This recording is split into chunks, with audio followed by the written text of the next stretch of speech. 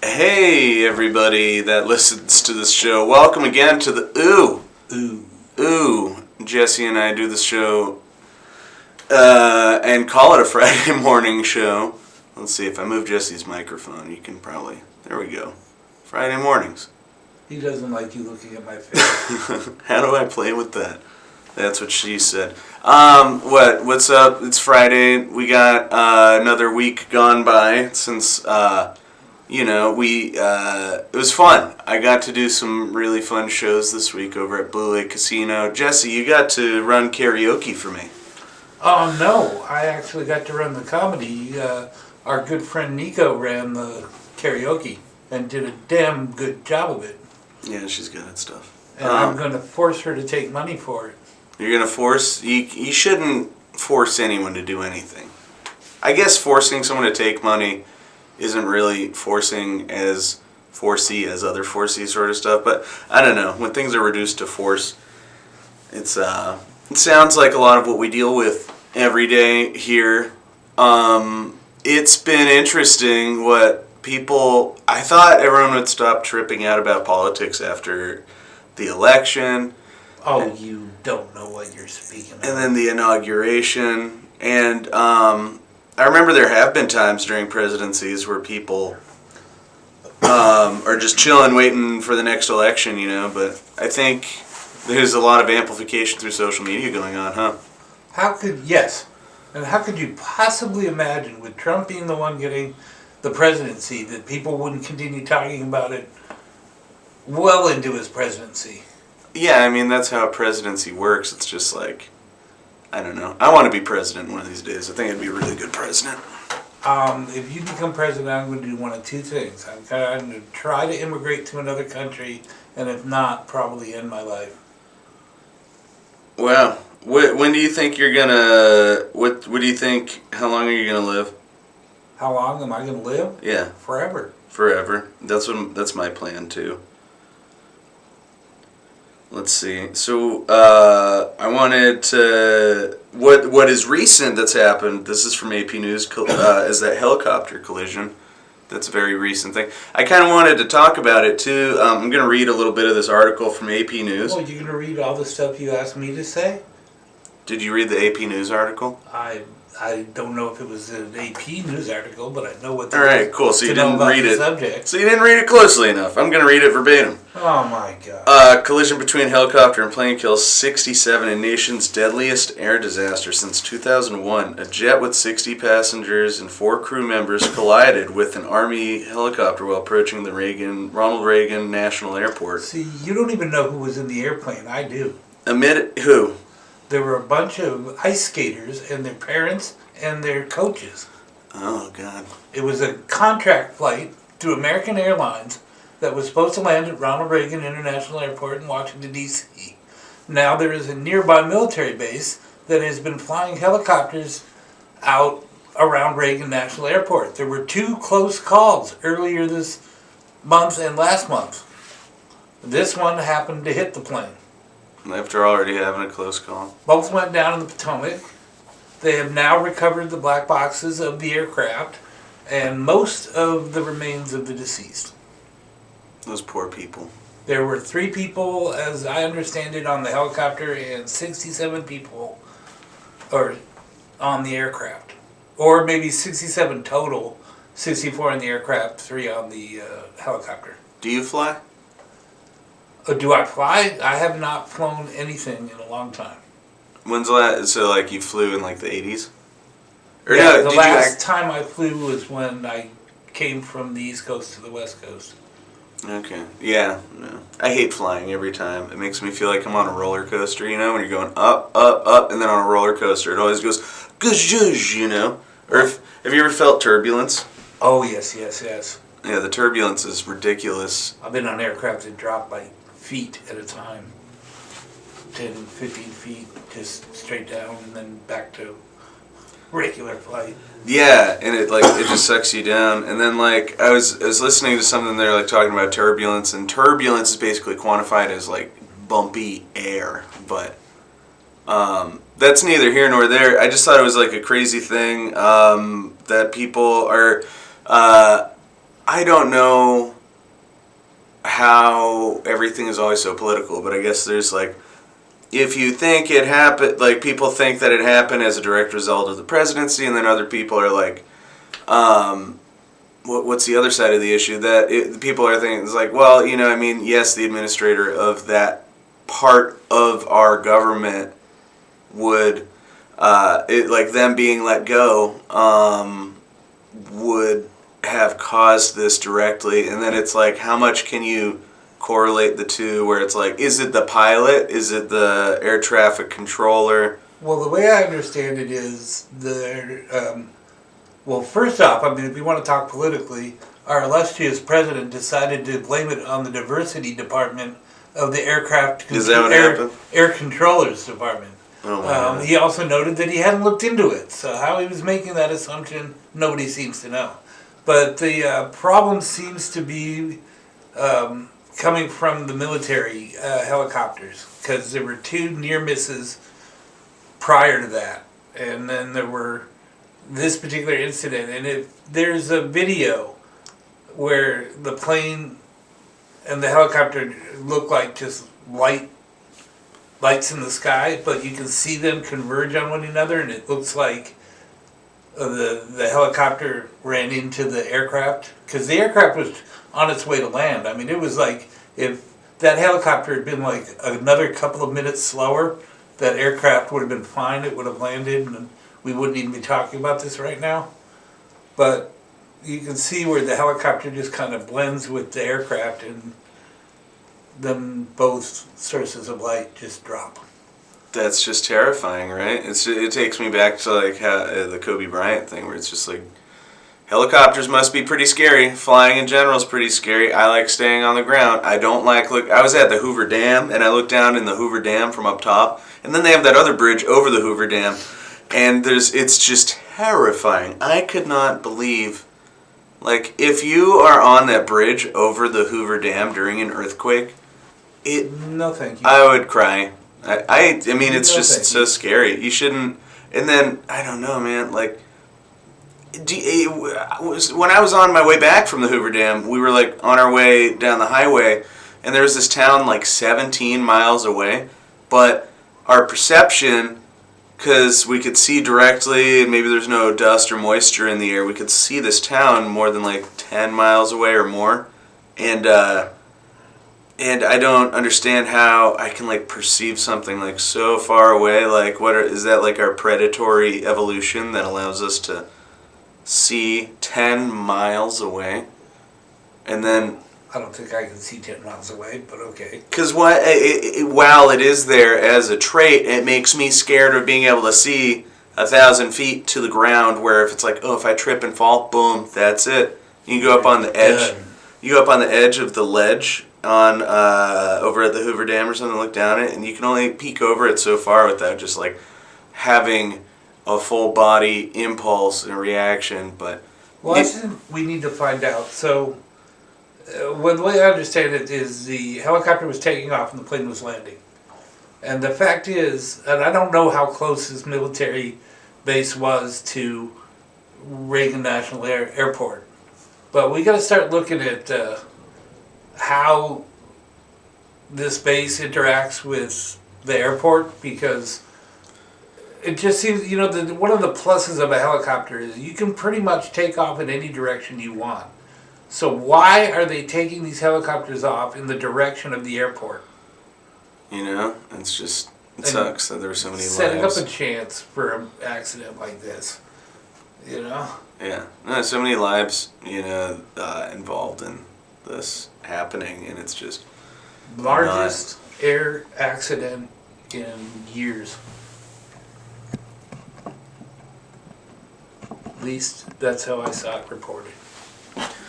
yeah, it's it's a lot of lives, and that's a terrifying way to go, and that's not that's insane that happened. And so, given that it's like news that just happened, I just wanted to include that in like what we were talking about. Maybe we'll learn some more as these days go on. I really wish these families some peace. That really sucks a lot, huh, Jesse? Well, that's why somebody needs to like. I've been on military helicopters and helicopters in general, and one of the problems is if you're going straight up, you can't see what's directly above you. You know, if you're moving forward, then you can see, but if you're going straight up, you can run into something that's above you without even knowing it. So why are we allowing military helicopters to interdict the airspace of the airport? Because you know, in a regular airplane, you can only see what's ahead of you. You know, that's about it. You're not seeing what's behind you. You're not seeing, you know, what's above or below you. So, you know, I don't want to lay blame anywhere, but you really got to look at why you're letting those two types of aircraft be in the same airspace. It's yeah, I never, if there's two things that I don't want to be my way to go, is to be dropping from a height or to be incinerated alive, right? But let's move on to like some more stuff, right? I feel like that's a great amount of coverage for that. We'll talk about that as if anything comes up. Yeah, thanks, Jesse, for that. In other news, this isn't really new because this was on Monday, but NVIDIA stocks crashed. And that was nuts because it was. I don't even know what NVIDIA is. NVIDIA's a graphics card company, and so like the way a GPU works is different than a CPU, and it's basically like more heavy duty, sort of intricate stuff that like it's hard. It's hard to process graphics, you know. But if you get these NVIDIA graphics cards, they do that well, and then you can also utilize them. To harvest Bitcoin is how Bitcoin originally back in the day was getting done, and then up until so NVIDIA's been making these graphics cards, largest publicly what is it? They were the most valuable publicly traded company, and they surpassed Apple Not anymore. Yeah. Well, they had surpassed Apple, but then they lost $600 billion due to in their market capitalization due to this other company, DeepSeek in China has they did the same thing that like for they had this billions of dollars worth of equity in their company that they were supporting through like their AI. The future of AI needing these graphics cards to be able to process it. And then what happened is this company, DeepSeek in China, did it with $5 million or something like that. A lot less money. Yeah, well, that's pretty much what China does. They either steal tech or they buy into the company, acquire the tech legally, and then reproduce it in China cheaper and put the American company out of business. Well, I mean, there's probably a different way you could phrase what you were saying, where it's just like, I mean, no, I've really. seen, well, it's not like all China, but like what you're saying is that you've seen examples of that type of thing happen, and you remember that you saw those things happen, and it leads you to believe that, you know, that is going on with those people. I feel like that phrases it better because those like. I can even give you an example. Okay, let's hear it. So take a look at China's brand new, you know, generation fighter jet. What's it called? J2, I think.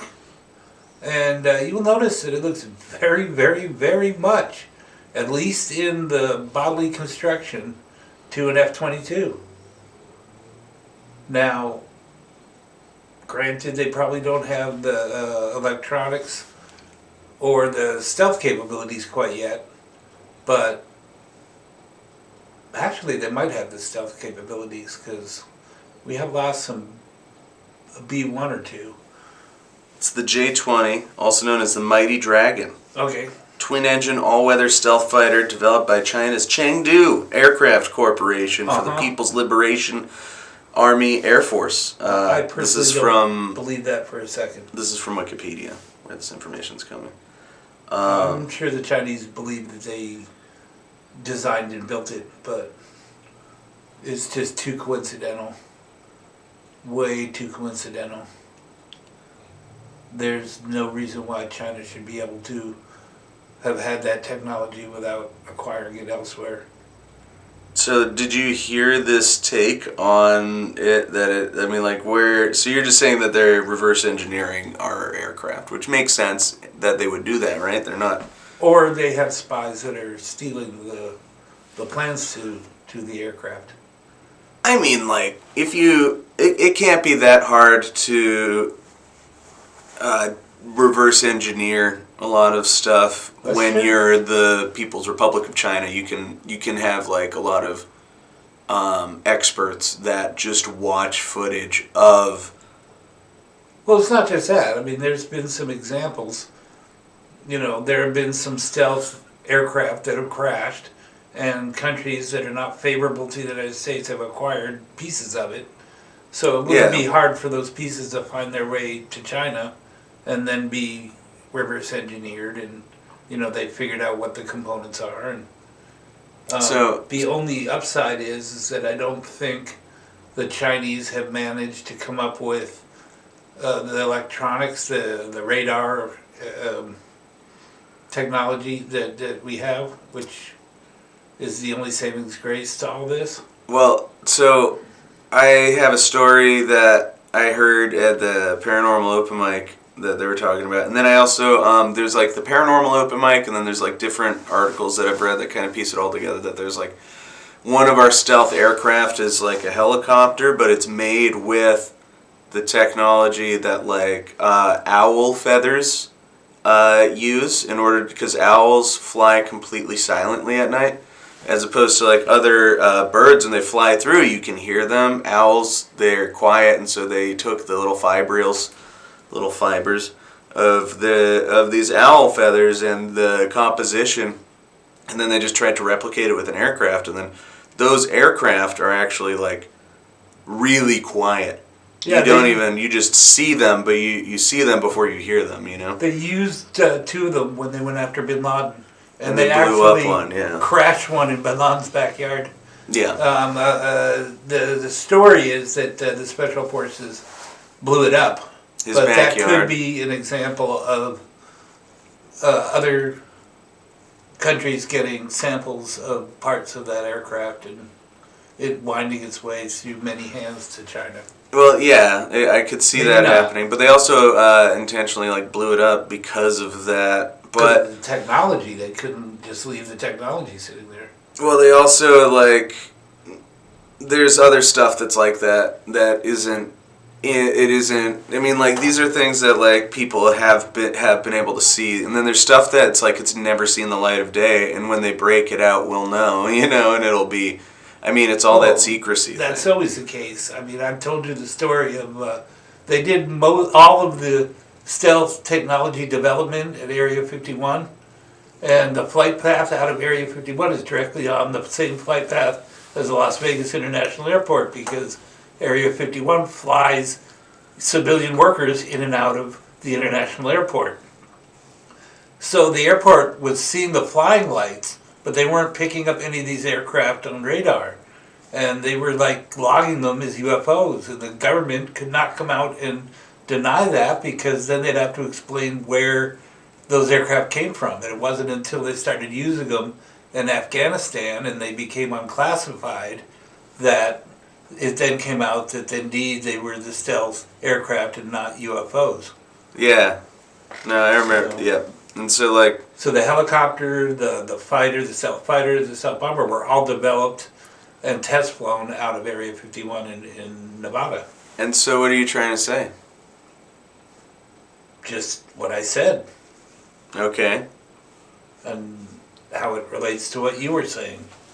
Okay. So stop sandbagging me and move on. I do want to move on. Jesse, we haven't covered any of our values this week. No, we haven't. And we should have some values and cover those values. We covered a few different values before this. This is going to be the values cast, huh? The values cast on the OoOoh every Friday morning. It's Friday afternoon right now. All right, so far, couldn't not correct me, could you? We've been doing a series here where values, Pete, where we go over values. I got this list of values from my therapist in over in Arcata, and it was this really cool group where you play Dungeons and Dragons and like learn about your values and how you control like exactly what you want to think, feel, and do. That really makes sense because you can really tell somebody's values through D&D. Yeah, you could, or I mean, like depending on the Just level. by what character they pick. And so, yes, and so we were going over these different values. It was a really cool group, and then I got this list. It's like so many different values, and so Jesse and I, we in previous weeks we covered acceptance, adventure, and assertiveness, authenticity, beauty, and caring. This is all alphabetical order, but now we're gonna be. Let's see if we're gonna go through 3 today. Maybe we won't. I think this first one might even gum us up, Jesse. I don't know if we'll get past this first one. You know what the next one is? Number 7. Uh-oh. Challenge. Do you value challenge, to keep challenging yourself to grow, learn, and improve? Jesse, do you ever challenge people? Well, that's about a stupid question coming from you. Or at least you should know the answer to that question, because I'm pretty much challenging you on a regular basis. I challenge you to answer my question. I challenge you to stop saying stupid shit, and then I don't have to challenge you to do anything. I feel like 90% of my frustration in life is when I'm trying to just do something and you challenge me, Jesse. Just out of nowhere, you just challenge. I think, But you just said, I challenge you to make you a better human being. You challenge me. Or what you're doing better. I challenge you mentally. No, you just drive me crazy. Yeah. There's a difference. So, what's the greatest challenge you've faced recently? Oh wow, well that's not fair because it's helping my significant other deal with the loss of a furry loved one. And how is that challenging? It's challenging because I don't really care about the furry loved one, but I have to act like I do. Because I'm supposed to be supportive. You have to fake that you care about this lady's cat? Yes. And what happens if you don't? I risk her hating me forever. Over a cat? Yes. So I could be exaggerating it and is this cat specifically the problem for you, or is it cats in general? I'm just not fond of cats. I mean, it was... You don't like cats? I don't What's hate cats. What's your last name again, Jesse? I would not have Tell me what your cat. last name is. I would prefer to have a dog. Jesse what? What's your last name? It's immaterial because it's spelled differently, Pete. Just say the name. No. Say You're not gonna say your last me name. to say my name. No. Okay, so what do you not like again? Furred felines. Oh, such as house. What's the rest of the term? I don't know. What is This the rest of the explains term, Pete? you don't like cats. You don't like yourself. Cats. That's your own mononym, right, for yourself. No, you're Listen just here, trying to Nelson. model somebody challenging somebody. Your name. You just said you don't like cats, and your last name is Cats. There has to be something there. No. You are. Quit You trying to fucking hypocrite, Jesse. trying to be You psychiatrist. fucking hypocrite. Look at yourself. You hate yourself and you love yourself at the same time. Trying to be your psychiatrist. You're trying to dig in your You're claws not because good you're at being it. a pussy. You're not good. Oh, that was a good one. Yeah. We're going to change the name of the show to The Litter Box because there's too many cats in here. The verbal litter box. The verbal litter box? The shitter box. Why didn't they call it the shitter box? That makes way more sense. For clarity here, I do not hate cats. I don't care for them particularly, but I could live in this house with 1 or 2 or 3, and we could get along. I just find it hard to get emotional when one dies. Whoa. What about the cats in your life that will get emotional for you in your passing? There are none. Dude, I'm sure you've pet a cat that thinks about you sometimes. First of all, I don't know where you get off speaking for cats. You don't have a fucking idea I'm just appropriating what emotional feline content cats have. linguistics. Jesse, Well, that was my dad's business, not mine. oh god. What, your dad Linguistics. owned too many cats? Oh, linguistics. No, he was a professor of linguistics, among other things. It would be really interesting to see what raised you. Well, you've seen half of what raised me. Or who raised what you are. There we go. Well, That's you've better met, phrasing. to be honest, the parent that had the most to do with who I am, you've already met. Yeah. The other parent just never really put in much effort. It's apparent. I I did great at my challenge. I had to perform on Wednesday, and you know what? What does this have to do with values? This is the challenge value, and you Okay. got to talk about. May I challenge you to give me some time to talk? I challenge Only you. if it is on the topic we're speaking of, sure. All right. So, Jesse did karaoke. Well, it's pouring out. I'm so glad we have a studio to do something on a rainy day. Oh my goodness. Yeah, this would suck outside. All right. So there's our well-needed rain. On Wednesday, I opened, and then oh my god, my first joke, it really flopped. Like I had everyone's. I did a long-form joke as my opener, and it was just like really tough. Kind of sucked. Interesting, you know. Where were you when this And then happened? so it kind of dipped, and then I picked it back up, and the crowd had fun because I just had relentless jokes, and I just kept going. And you need to lean on that, you know. Where did I? Where did I go? Where were you performing when you screwed this up? No, I was at the Blue Lake Casino. I didn't screw it up. Don't say that. We're gonna release this, and then they're gonna be able to watch this show.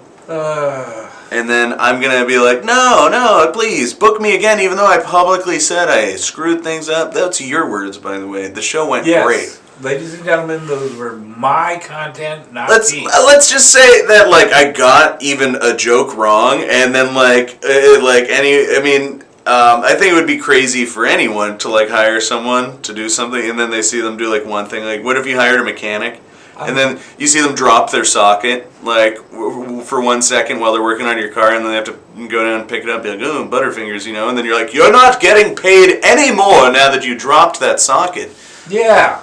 You know? Yeah. But I've heard that, Yeah. someone was telling me that you should be able to bomb while, and still get paid, which Yes. I thought is interesting. And, you do show up and you do the work, and it's just like, oh, you didn't get paid even though you bombed, you know?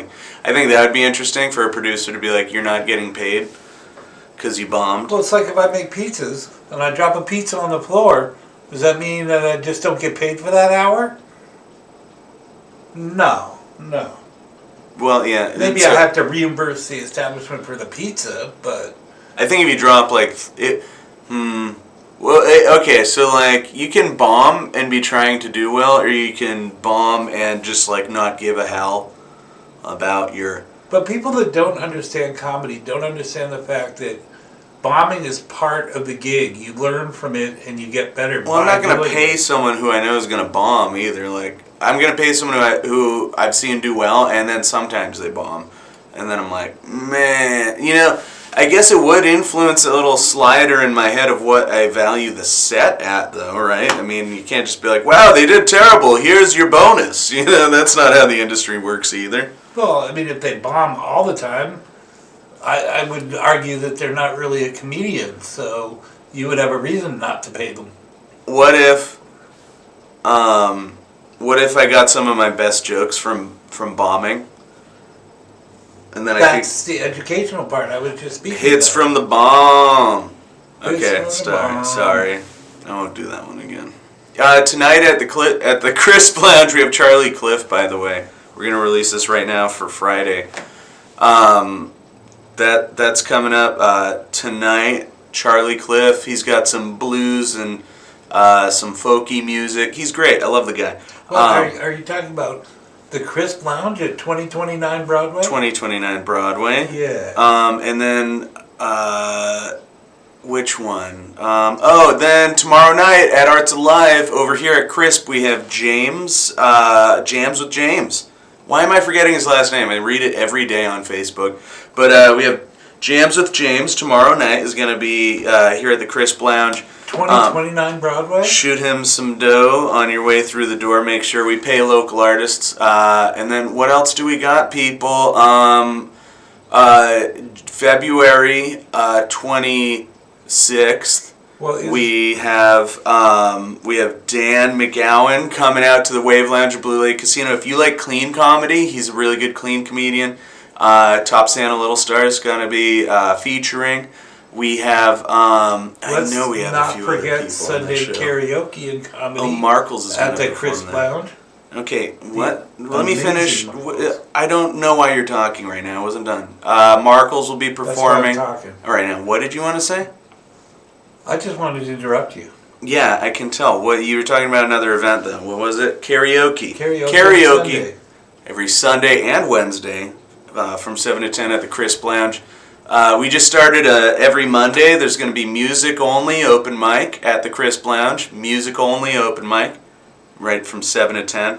And then comedy open mic 3 times a week. Sundays from 6 to 7. Wednesdays from 6 to 7, both at the Crisp Lounge. And then Thursday nights come out to closed mic comedy in the basement of the Arcata Vets Hall. It's really fun. Super cool to check out and do. And support your vets.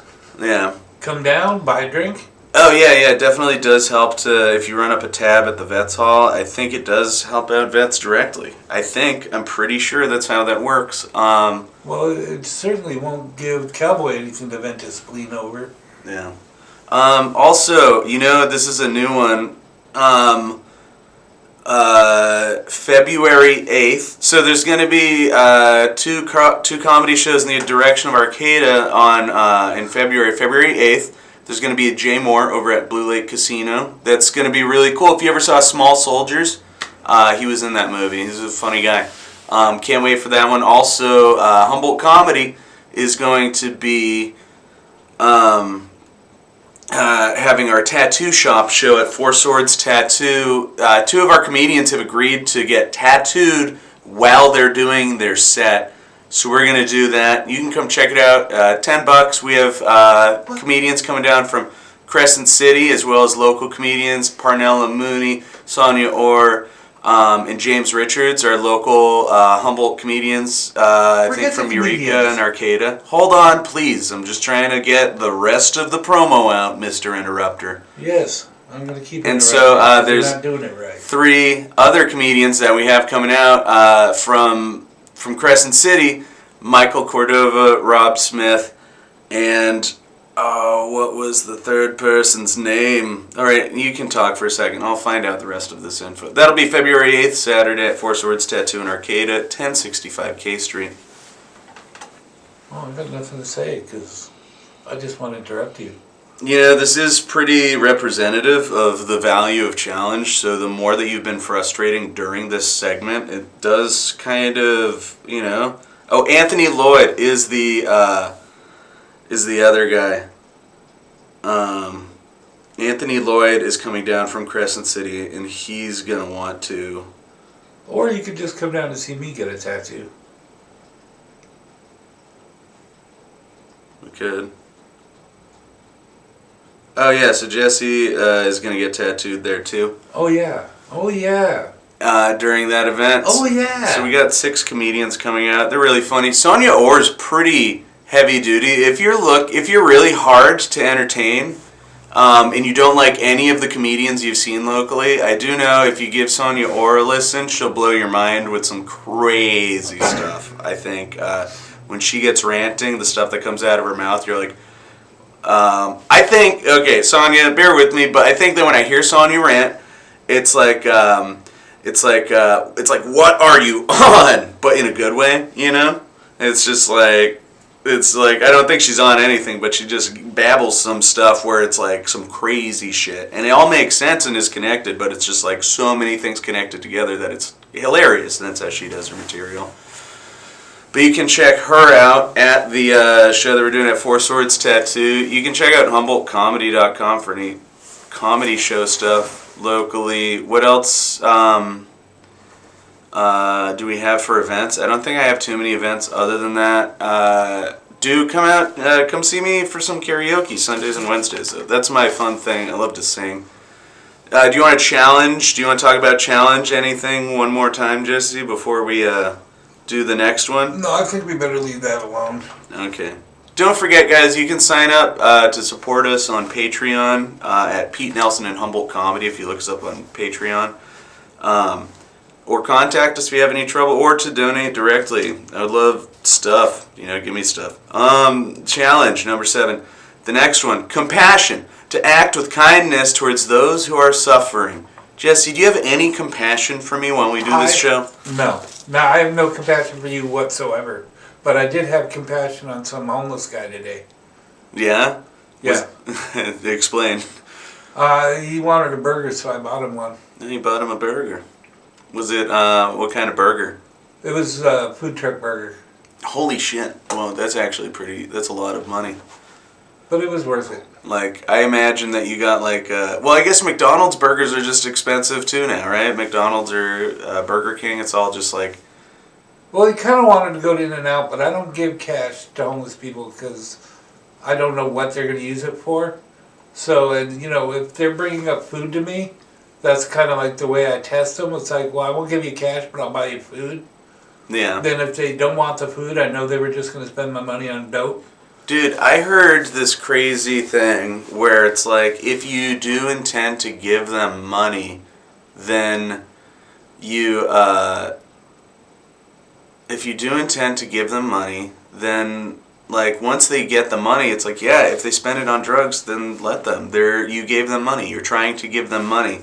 And then it's like, if they do, like, go and buy drugs with it right away, that's even, they have their agency to do that when you do that. And so it's like, even more important that you just let them do it when that happens, isn't it? I don't need that karma. I'm not going to subsidize somebody's dope habit. If they're true, I mean, and the other thing is that, okay, if you're just going to spend the money on dope, come up and say, hey, I need to get dope. I'm dope sick. I need to get some dope to get well again. Don't lie to me about it. Don't tell me that you're hungry and you need food and then go out and spend my money on dope. There's no way that you could just hop inside their brain and be like, you're going to go buy drugs. Like, you can assume it, but it's like... but that's the test. So I said, I won't give you money, but I'll buy you food. And if they go, no, then it's pretty safe to assume that they had another use for that money and that they lied to me about the food. Yeah. Whereas if they go, like this guy did, great, let's go. Then I know he was telling the truth, and I'm more than happy to help him as best I can. Yeah. It's just a way of figuring out what the, motivation behind them asking me for money is. But I've been a dope fiend, I've been around dope fiends, and I'm not going to subsidize that lifestyle. If you want to be a dope fiend, go find your own money and be a dope fiend. If you're truly hungry, that I'll help you with. Do you think that's compassionate to not give them, like, I think so it's not compassionate if you're giving them money knowing that they're going to use it for drugs. Let's say you have 100% verification that they are going to use it for drugs. Does that mean that when you keep the money from them, is that still compassionate, or is it compassionate to give them the money? No. It's not compassionate if you give them money. No, it's not. But how is that compassionate? You're helping them destroy themselves in their life. Yeah. How is that being compassionate? What is their life, and is agency something they don't get? I did not make them pick up that dope and use it. And I should have a choice whether my money goes to, subscribing that lifestyle.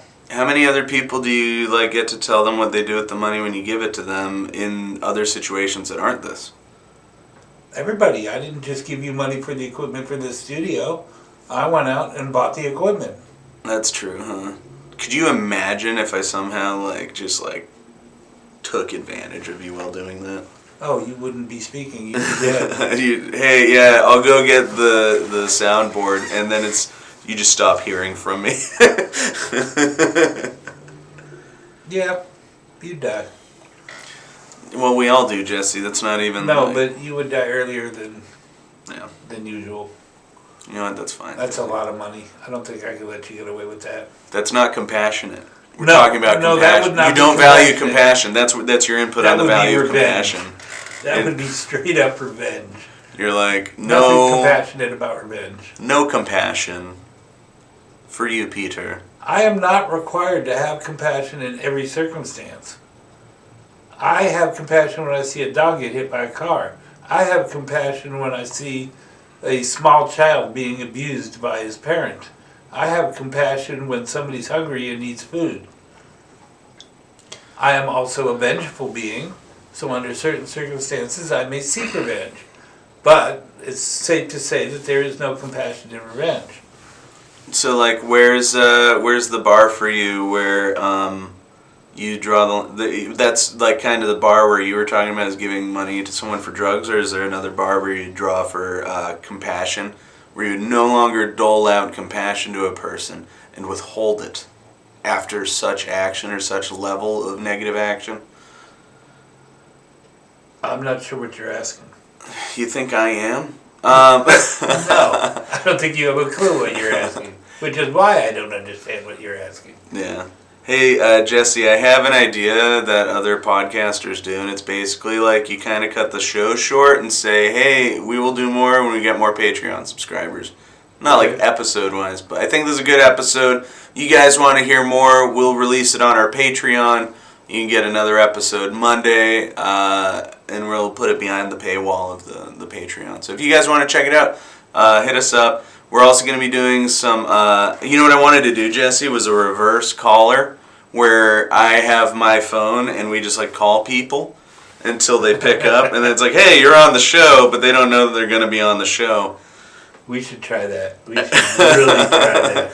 And then our goal with the Patreon is to be able to have internet up here at our studio. We can only just release these, but we don't have internet at the studio. Once we get internet at the studio, we can have just like a video where someone beams in. Well, Pete, we could do a thing where we pick a Patreon at random and call them. So, you know, in other words, if you want to be on this show, hit us up on Patreon and we'll pick someone at random and call them and put them on the show. Yeah, you can see us at one of our many events. Thank you so much. This has been a production of the Humboldt Barnacle. All opinions and ideas expressed are unique to those of the speaker, and for all intents and purposes, even fictitious. Who knows? This is for entertainment purposes only. If you have any questions, please contact us through. Contact the Instagram for the Humboldt Barnacle. If you can't get in touch with us there. Contact me. What's a good way that I can filter out weird people? I don't know. Just get in touch with get an Instagram. Contact us on Facebook if not. You got to do it Meta certified, buddy. I ain't gonna talk to it. No, I'm kidding. So yeah, help us get some internet for this. We'll see you on the Patreon. Don't forget to love everyone around you in a way that creates growth and peace and joy for all of humanity. We'll see you guys next week. God. What? You can say something other than that if you want. I didn't even record.